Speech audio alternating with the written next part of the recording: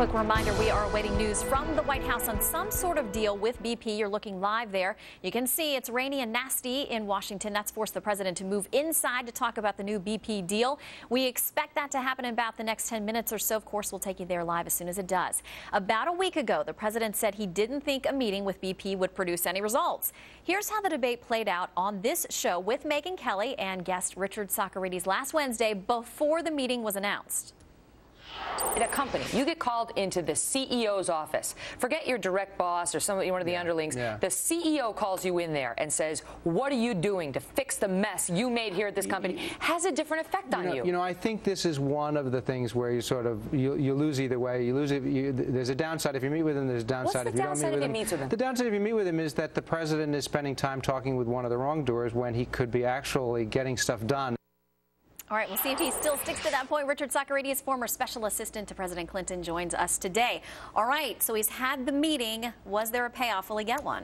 Well, I think there was a big payoff. I mean, $20 billion we're hearing now in a fund administered by Ken Feinberg, whose reputation is fantastic. So I think, you know, $20 billion is a lot of money. Luckily, it's an oil company, and luckily they've got $20 billion of profits. It's probably about a year's worth of profits that's going to be set aside for a fund administered by an impartial third party to try to make things right. So I think there's a big payoff from this meeting, and you saw it previewed in the speech last night. I mean, I think the president the last couple of days, this week in total, is doing pretty well. I mean, I think the problem, you know, you heard people, he got sort of mixed reviews on the speech last night. I actually thought it was better than a lot of other people were saying, but I think his main problem is that he's still playing catch up. You know, he really should have given this speech a month ago, and he would be in a much better position today. You think the same thing about the meeting? You think that should have happened a month ago or even earlier? Well, I think on all of this, they're playing catch-up a little bit. I mean, I think, you know, the meeting came when it came. There's a very good result on it. I don't think probably if you did this meeting a month ago, you probably would have gotten this escrow fund, because this is really a big number. This is very significant. It's a very significant, and I'm not sure that if the story needed to be, you know, this far along to get that kind of big number. But you know, I think he's done pretty well these last couple of days. All right, somebody who doesn't think he did very well, of all people, of all entities, the New York Times, I mean, they criticized his speech. They felt it was a bit indulgent. There was no self-criticism. Others have called it vapid. They said it was a PowerPoint presentation that was missing the last few slides. I mean, he's taken hits from the right. No surprise there, but also from the left. Are you surprised that both sides have gone after him so much? I'm surprised it was as tough as it was. I mean, as I say, I think he's been slow out of the box, and his main problem is that he waited too long. Had he given this same kind of speech a month ago, he would have been in much better shape. But you know, I think it was the right tone. I think he was sincere. I think he looked in charge. I think the setting was right. So I thought he did pretty good. I mean, I think he talked about all the right things. I know that people are saying that he wasn't forward-looking enough. He didn't talk.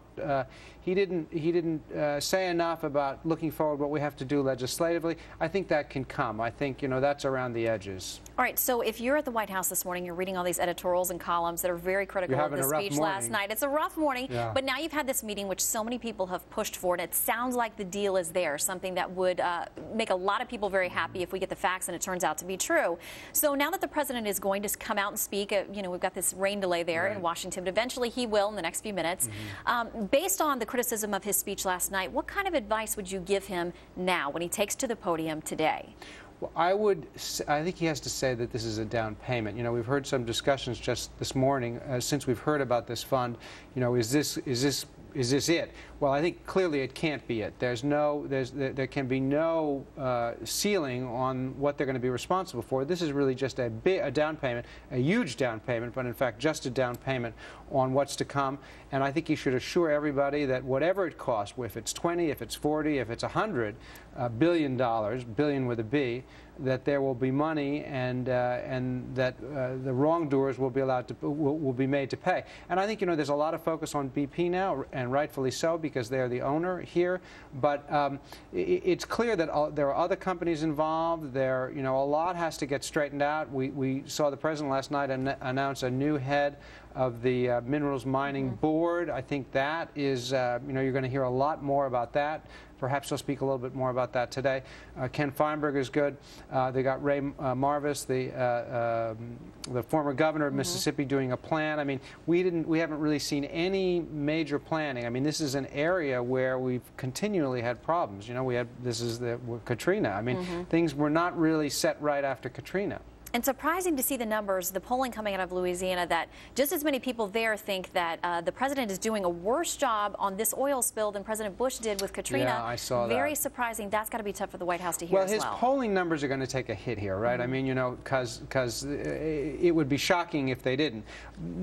The amazing thing is that for the most part, on his own disapproval ratings, they have remained pretty steady. Now, I saw that one poll you had just a little while ago showed that there was a drop in that Rasmussen poll. That's not to be unexpected, but I think he'll be given an opportunity to come back off of that. And we'll see how he does with the remarks today. Richard, great to see you. Thanks for coming in. Thanks for having me. Well, it was supposed to be a moment for high school seniors to shine.